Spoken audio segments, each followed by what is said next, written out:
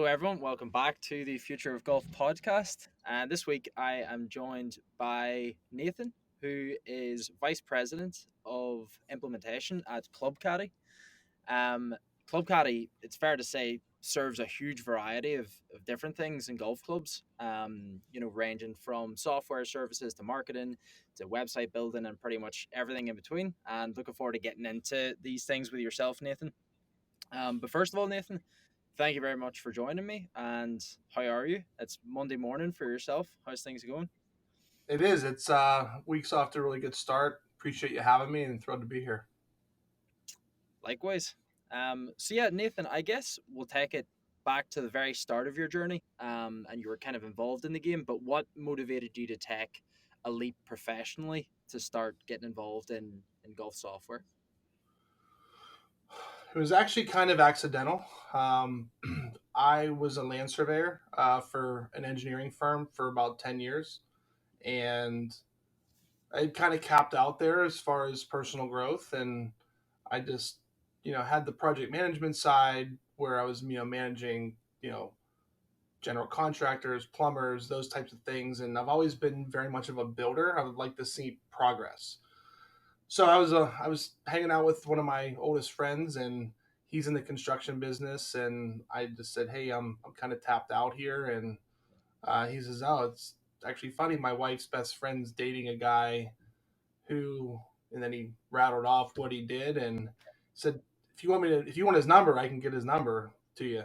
So 2 days later, I'm having lunch with a guy from my first company, and that was about July of 2011, and the initial role was a support role, and then eventually evolved into training, and then I went to project management. So that's really how it got started. It was purely accidental. I mean, he could have done the same thing in like educational software, or he could have done the same thing in selling sprinkler systems for golf course. Like it could have been anything. It just happened to be something I was really fond of, and it became the perfect culmination of my math coursework back in the day, my educational coursework, plus the surveying and project management, and and it's fun. It's Yeah. golf, and yeah, just it's been a nice road so far. Well, yeah, that's quite nice that you had the warm introduction. That tends to do the treat whenever you get an intro from someone, and then you initially have that respect from the other side just through that mutual connection. Um, 100%. I'm wondering because I guess the first role I've ever went into was golf software sales. So as like outside of golf, I haven't really experienced too much in like the career field. So I'm curious, like obviously you worked in landscaping and things outside of golf. Like how does a how does a career in golf differentiate both in like the rules and like your personal satisfaction compared to doing something outside it? Maybe what are the different challenges you find while working inside the industry? Um, it's funny when I ran a support team. The support team was a 24/7 global organization that, and this is when I was at TSnap, 24/7, 365, you had to be there for your customers. And we loved doing that. But it never failed. I'd be on hole four on a Saturday morning, and I just want to have a quiet day, Yeah. and something would happen. Somebody would need something, and it's technology. So, like, it could have gone down for an hour or whatever. Immediately removes the enjoyment from the round of golf because you're so focused on everything else. So I honestly just stopped playing on weekends. So it was just really, really tough for me to break away. That was for me the biggest challenge because the nice thing about the surveying was my last big project was a high school. So you go there, you put some points in the ground, and you tell people where to put stuff. When Mm, you leave and go home, they leave and go home. right. Work stays at work. And that's been the biggest juggling act. And I think it's even been more, expounded on I'm trying to think of some big word, but yeah, it's been more expanded on because of COVID, because now Yeah. everything's remote. Back at my club profit days, everything was in an office. So I didn't have a work laptop. I didn't have anything that I had to take home. So I just left work at work as well. So yeah, COVID's definitely brought that whole world home, and home seeps into work because everything's just in your face all day long. So I think if you asked anybody in our space, you may not get the exact same answer, but it might be on some levels the same stuff, Mm. and in different industries as well. It's just it's created its own challenges, but um, yeah, it's still good though. It's still a Yeah, lot of fun. yeah, we can't complain. But I think I would imagine that a lot of people in the golf space, not even necessarily golf software space, maybe like club managers and people who physically work at golf clubs, guaranteed they feel a similar way in some capacity. And I think you're probably going to get that in anything where you kind of cross pollinate your passion with work. Like something that you once enjoyed just for the pure pleasure of it as a kid is now it is somewhat of a professional endeavor, and you're going to have to take it more seriously. You're going to be thinking about it more often, and then as you say, when you're in the fourth tee and your phone goes off, you can't exactly relax for your weekend round. I can definitely relate to that.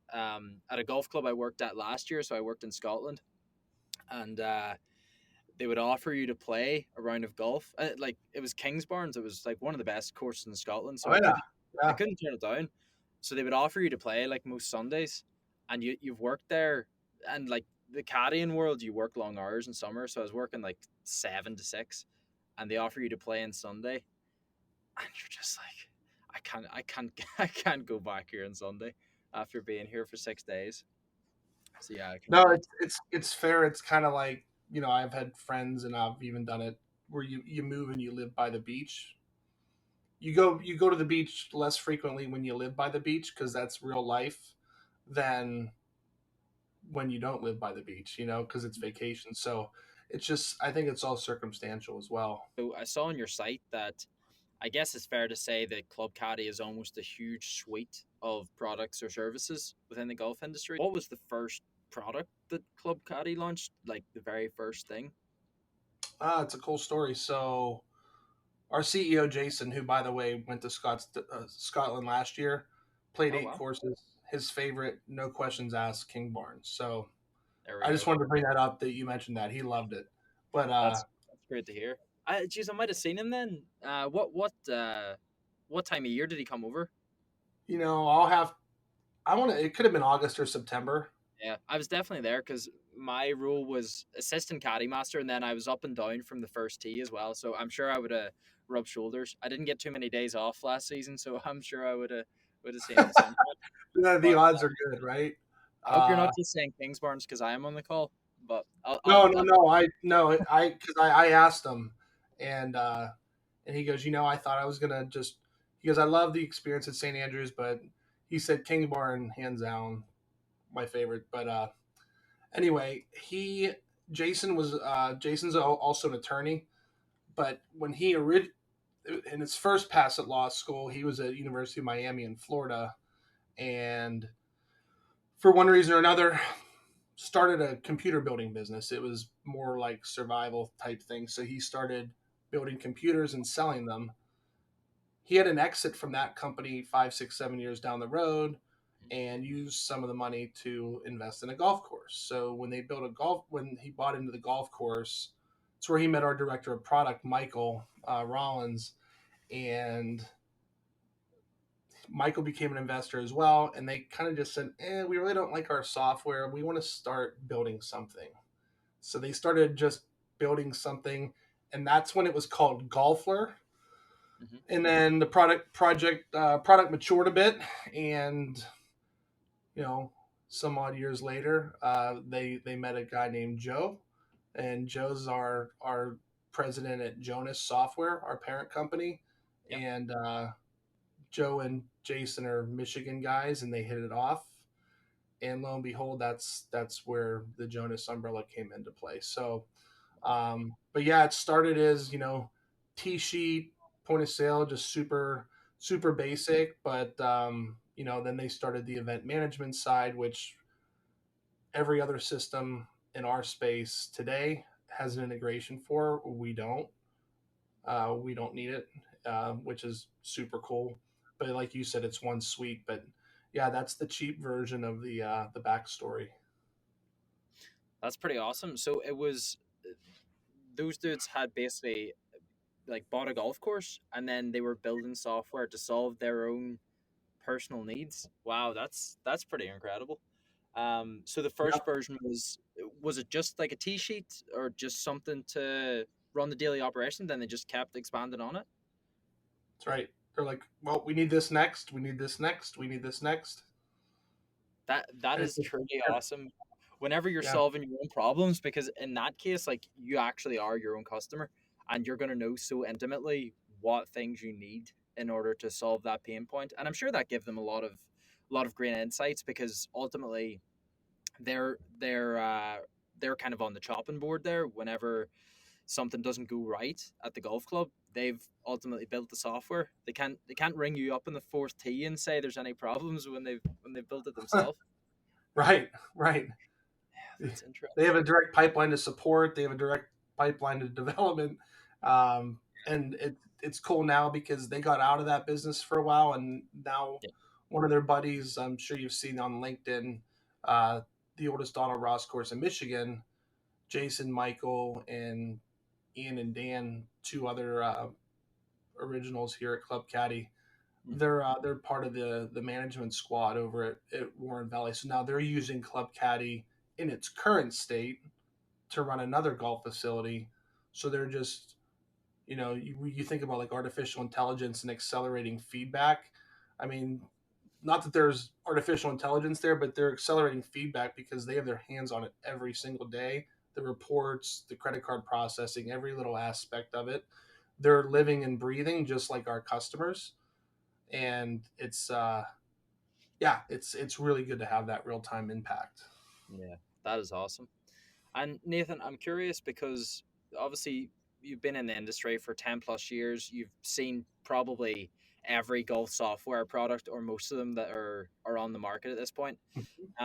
There's obviously a ton of golf software out there, ranging from T sheets to event management, everything in between, point of sale systems.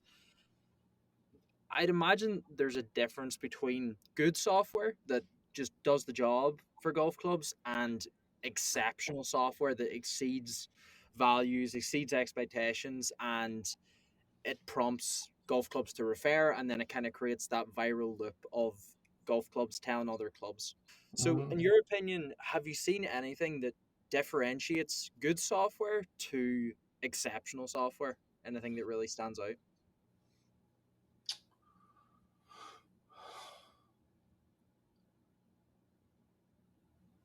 It's I a would tough question for a Monday morning. no. Well, it's a question I've never. I don't know that I've ever really contemplated it outside of the time when I was at T Snap and on the product team. And I think when I was on a booze show, a couple months back, I think that I think the big thing that software needs to do that can differentiate it is put guardrails up for users to guide them down the path so that they don't trap themselves into some operational quandary. Mm, So like the T sheet should always guide you to the point of sale, and the point is like the whole workflow should support an efficient workflow in a golf club. And like you said, I've seen a lot of software, and we get a lot of feedback when people are switching because we get that initial like, hey, we're excited, Club Caddy, like we're coming to Club Caddy. Gosh, we hate our old software. They don't really hate it. yeah, It just didn't work for them, and for various reasons. And I know I'll bring up our events again, but now the events are in one place. So like when I think about what differentiates it, it's one of the big reasons I came to Club Caddy. So think about this. Think about you're at Kings Barnes, you have an event director.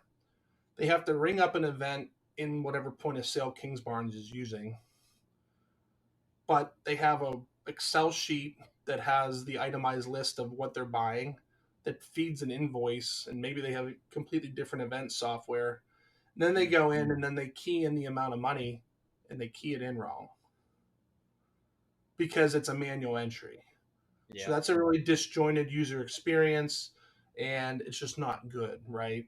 especially when you present an invoice for $15,000 and it really needed to be like 12.5 or something. It just doesn't look good. So with what Club Caddie does is you can go through and build your entire itemized event listing, all the rentals, everything in the system, and then push a button and it generates the invoice. Yeah. So that whole not only saves time, but it saves face, it's accurate, and it looks good. It's on brand because your business's brand, it's logoed and everything. So stuff like that differentiates. It's just how can it make your job the easiest it can possibly be. Mm. And we Uh, acknowledge we're not there yet, but yeah. but every day, uh, that's our conversation every day. It's like how does it just get better? Mm. Well, I think one thing you said struck me there. So the ability to just press one button and the system just works.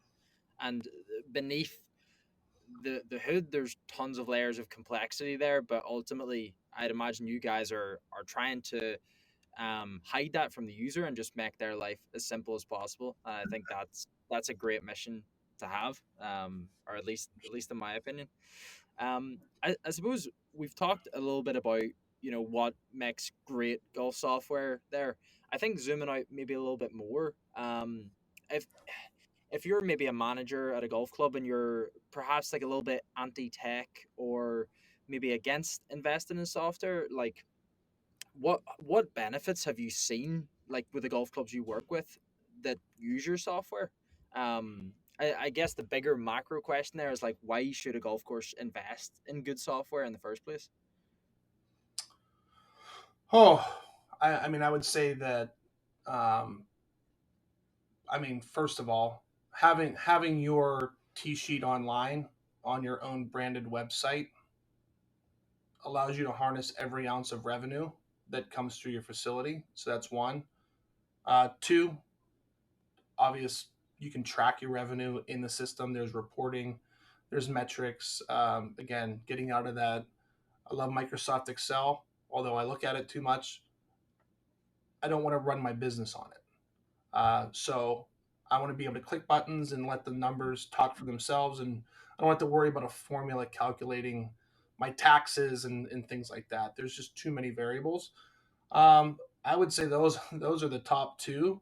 But and depending on how complex your club is, member communication, our marketing engine, um, Club Caddie marketing is has 30 points of connected data and that's growing.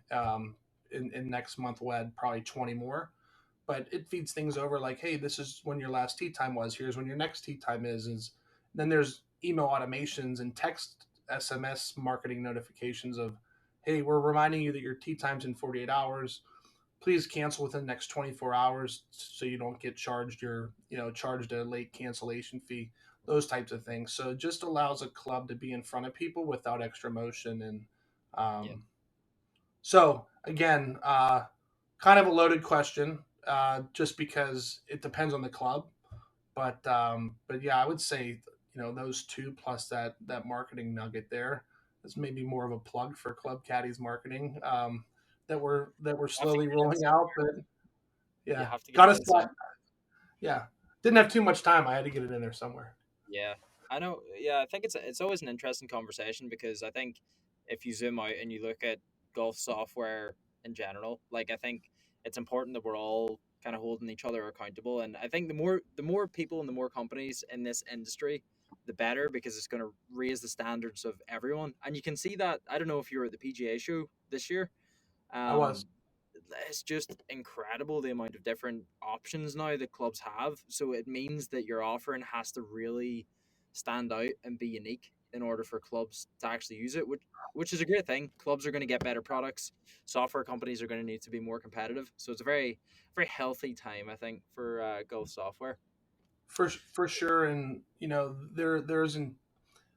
there's intangible benefits as well to what I view Club Caddy as. And again, been around a while, seen a lot of different things, but the one thing that I'll bring Jason up again. That is he's super collaborative.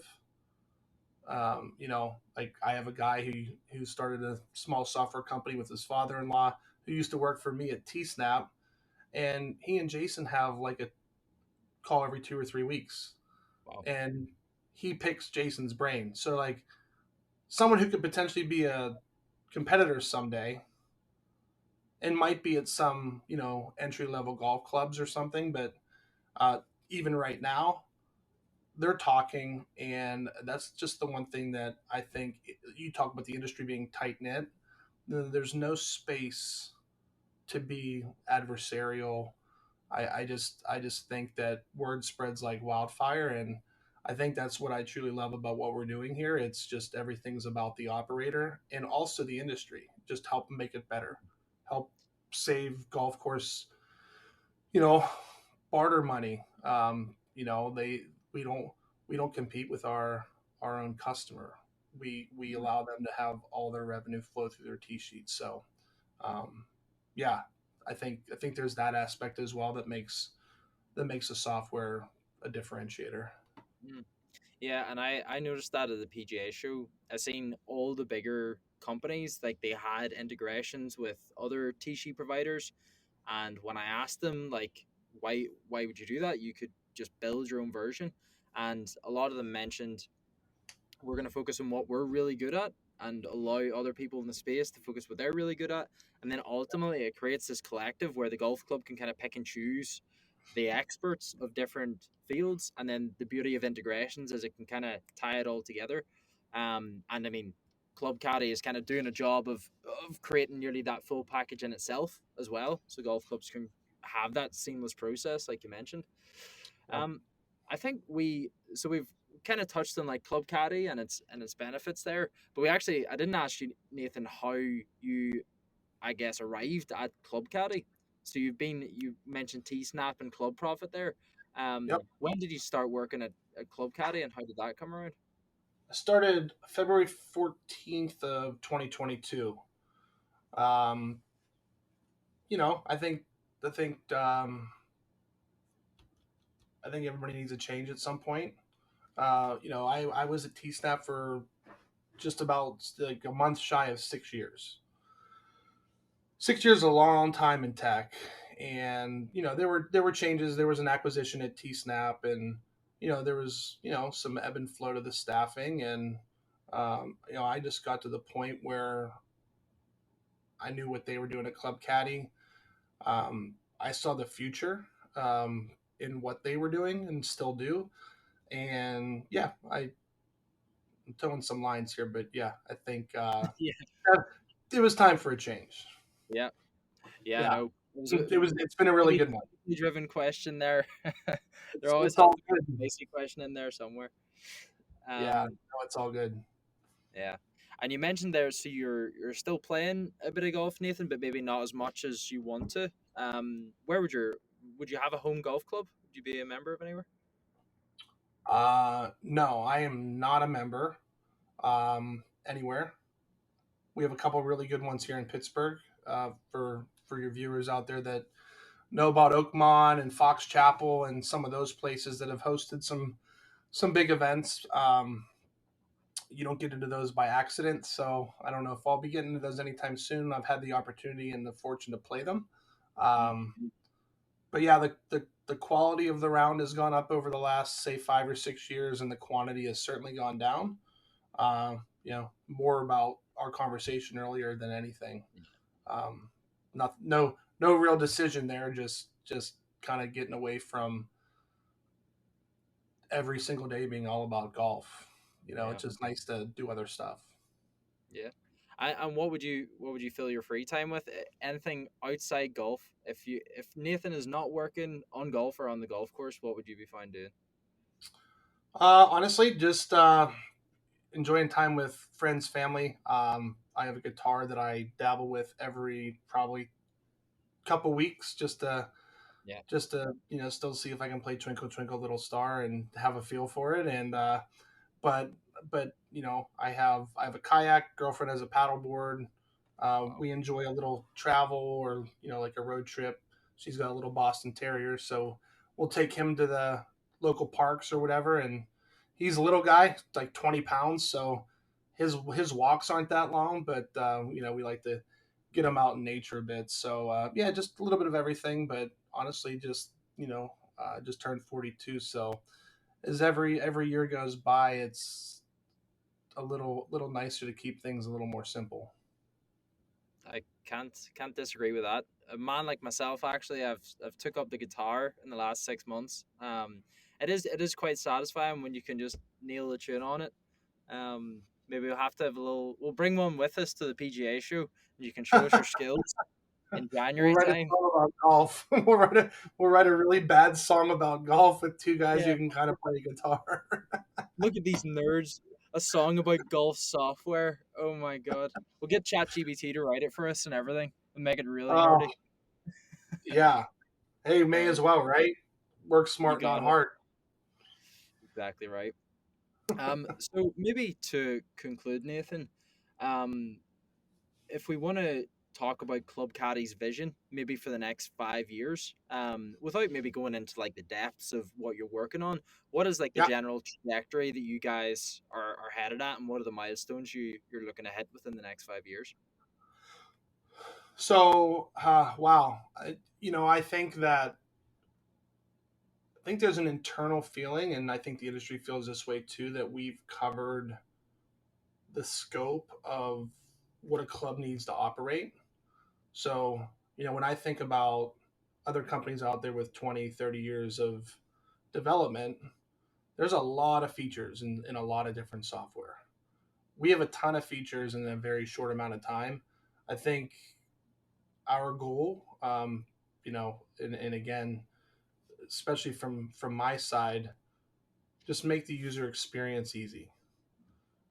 Build a feature rich system, or continue to build a feature rich system while keeping things easy, keep the edges of the software soft, and ultimately, still while doing that, give the operator options, keep things flexible on some level, and and guide a user customer through their day to day, whether it's an accountant, whether it's a golf pro, or just staff.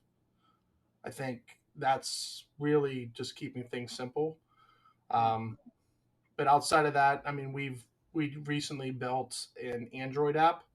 So the Clover Flex, if you've seen the Clover Flex out there, we have Club Caddie on that. So users are able to, with an LTE signal, operate that as the point of sale on the golf course or for events, whatever.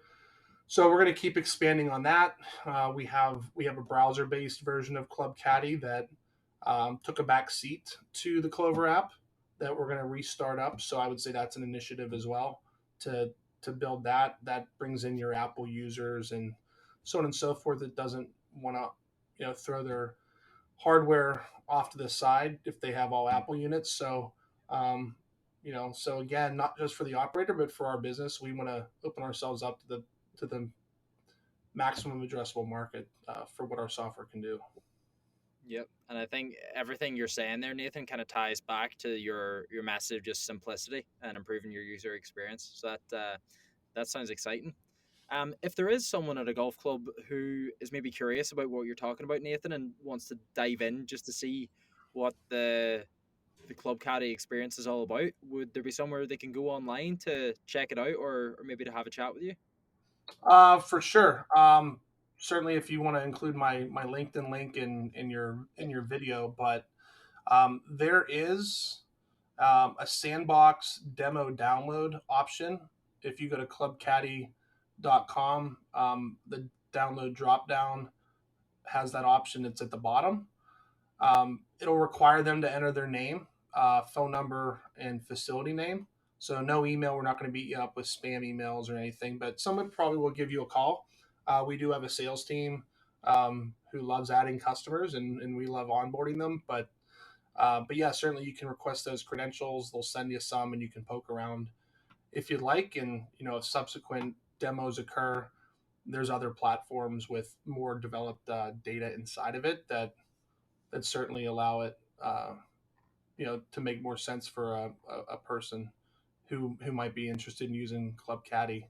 Also, we have a YouTube channel So you can look that up as well. So yeah, multiple spots to find it, but certainly if it's easiest and you're on LinkedIn, feel free to put my personal account link there, and I can direct them to wherever they need to go. Awesome. And I guess both of us will be out at the PGA show as well, so I'm sure anyone interested could catch you there for a pint as well. But Nathan, first of all, I want to say thank you very much for taking your time. Very fascinating to hear about your career in the game and your journey and all your opinions in golf software. I think someone like myself who's at the start of their journey in their career can learn a lot from speaking to someone like yourself. So selfishly, this was a really cool episode for myself. And I hope that Good, the thank you. viewers got a lot of value out of this as well. So as usual, like and subscribe if you enjoyed it. And usually, what I ask my guests, Nathan, I've actually just started this tradition, is if you were to recommend another person, maybe in the industry, for me to speak to as my next guest, would you have a recommendation? I think with you being at the start of your journey, I know I've mentioned him several times. I think Jason Pearsall. I think Club Caddie CEO, kind of where his journey started. No intention.